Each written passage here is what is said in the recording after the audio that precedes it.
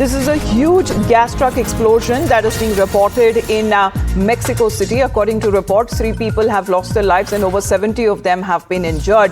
A gas tanker truck that exploded under a highway overpass in Mexico City, sending flames and smoke blowing into the air and burning more than a dozen cars. As pictures that are also now being shared over this explosion that was reported, as all of the people who were injured have been shifted to hospitals, as 19 of them are said to be in serious condition. According to the reports, 3 people unfortunately have died. There are several images, Rishabh, that have been shared on social media when it comes to showing the flames shooting high into the sky as far as when it comes to this explosion is concerned.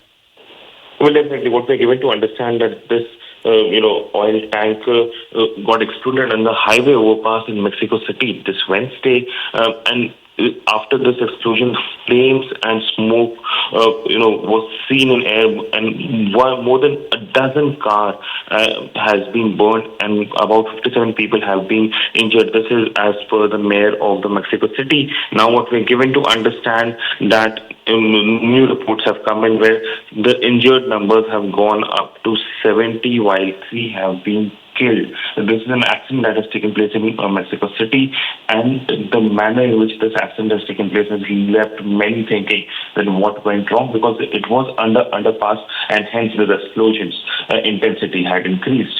Absolutely. Pictures that are coming in of this gas tanker explosion, unfortunately taking the lives of at least 3 people and over 70 of them injured, many of them said to be in a serious condition, as this gas tanker truck exploded under a highway overpass in Mexico City, sending flames and smoke billowing into the air and burning more than a dozen cars that were parked nearby. And this seems to be as an attempt that is now being shown from the truck as the emergency workers try to extinguish the blaze.